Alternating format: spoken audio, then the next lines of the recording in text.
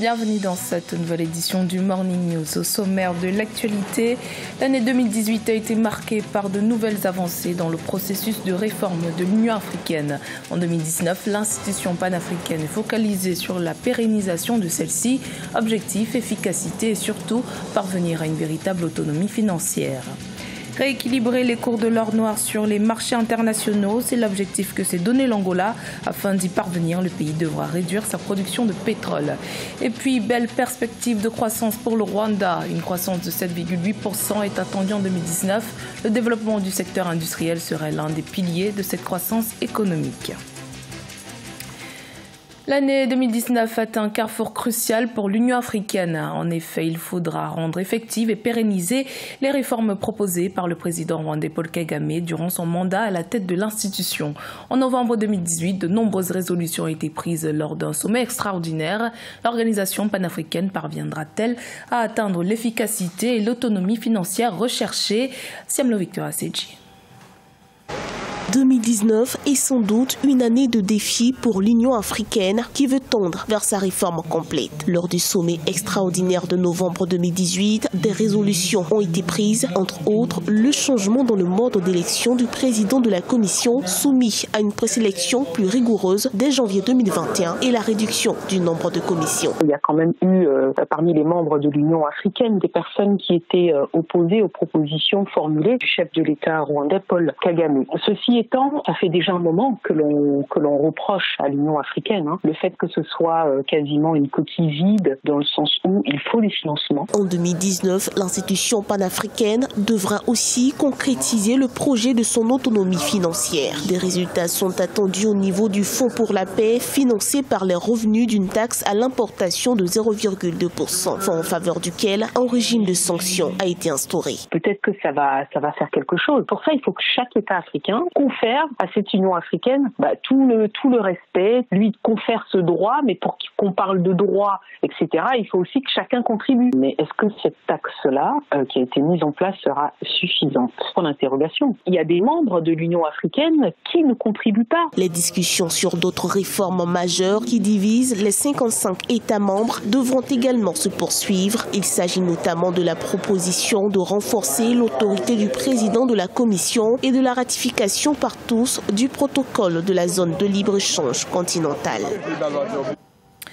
En Afrique du Sud, le Congrès national africain, parti au pouvoir, a sous-entendu dimanche 6 janvier avoir nominé comme candidat aux législatives de mai 2019 l'ex-président Jacob Zuma.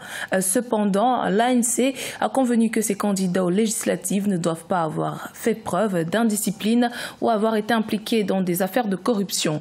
Mais interrogé pour savoir si Jacob Zuma figurait sur la liste, l'ANC a sous-entendu qu'il l'était alors que l'ancien président sud-africain a été contraint de quitter le pouvoir en raison de nombreux scandales qui le liaient à des affaires de corruption, la plus célèbre étant l'affaire Gupta. Joseph John Ngouté, nouveau Premier ministre du Cameroun depuis ce vendredi 4 janvier. Il succède à Philemon Yang en poste depuis 9 ans. Originaire de l'une des deux régions anglophones du pays, le chef du gouvernement pourrait participer à la pacification des régions du nord-ouest et du sud-ouest du Cameroun. Nathalie Mo. Joseph John Ngouté est depuis ce 4 janvier 2019 Premier ministre du Cameroun. Il est le premier chef de gouvernement du nouveau septennat du président Paul Biya. Entré dans la fonction publique en 1980, le Premier ministre camerounais était précédemment ministre chargé des missions spéciales à la présidence de la République. C'est quelqu'un qui a toujours été dans les couloirs de pouvoir et peut-être c'est un symbole parce que la politique c'est aussi des symboles. Une manière de dire justement à ceux qui sont dans l'extrémité qu'il y a un modèle qui est promu. Joseph John Ngouté est originaire de la région du sud-ouest du Cameroun, l'une des deux régions secouées par des troubles sécessionnistes. Avec 11 ans passés au poste de ministre délégué chargé du Commonwealth, son expérience en diplomatie pourrait concourir à la pacification des zones en conflit dans le pays. La paix est un processus dans lequel on apprend au peuple comment vivre ensemble dans la société, comment se tolérer les uns les autres, comment résoudre leurs problèmes à travers un dialogue pacifique.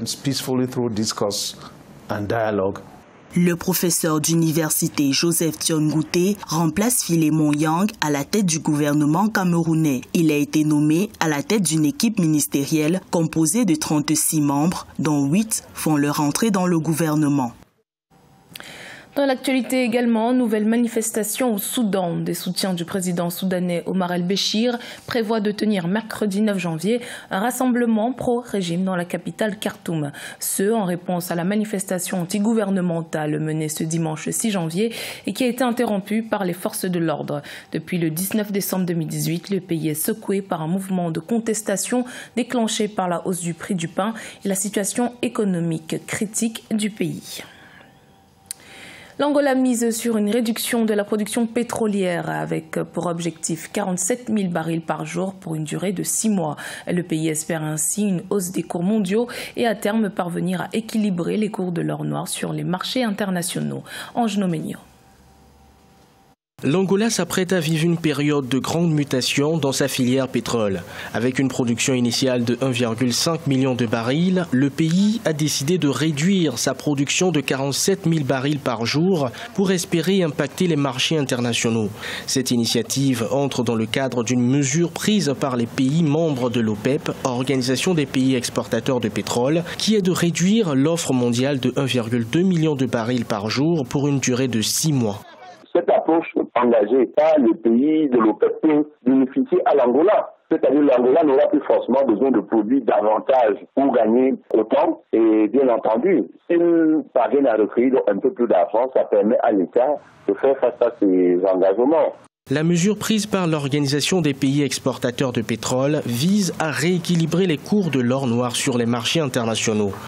L'État, avec les moyens, peut déjà permettre, ne serait-ce qu'aux communes, de gérer ces petits problèmes de traitement de surface. Les petits marchés également, on peut les développer. Les plateaux sanitaires, ça va être développé. Les enseignants pourront être bien payés. Les évacuations sanitaires, pratiquement, Abel dit qu'il va retourner en Angola à la faveur de cette mesure.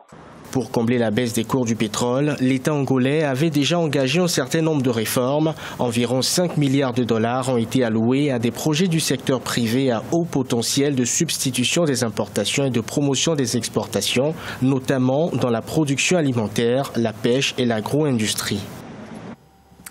L'année 2019 s'amorce bien pour l'économie rwandaise. Les prévisions indiquent une croissance économique de 7,8% en 2019 contre 7,2% en 2018. Croissance impulsée par le secteur de services, les investissements étrangers et le secteur industriel. Reportage de notre correspondant Fratenda Kaisenga.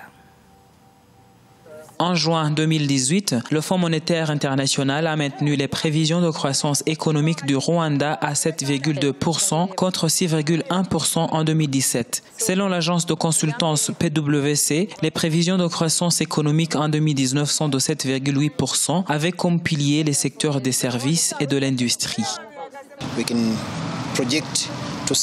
Premièrement, on va assister à un flux d'investissements directs étrangers en 2019. Ensuite, il faut s'attendre à la hausse des exportations, comme ça a été le cas en 2018 à l'échelle de 69%. Grâce au développement du secteur industriel, on va sûrement continuer à avoir une bonne performance économique. Le développement dans le secteur industriel est attribué en grande partie à la campagne de production et de consommation des produits Made in Rwanda, campagne lancée par le gouvernement rwandais en 2015.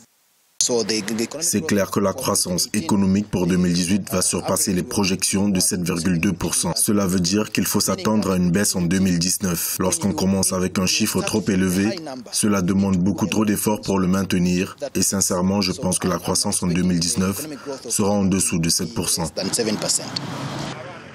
À part une faible contribution du secteur privé dans la croissance de l'économie rwandaise, les analystes prévoient une diminution de croissance dans le secteur agricole qui emploie plus de 70% de la population rwandaise. Prévue à 4,5% en 2019, la croissance agricole était de 5,6% en 2018.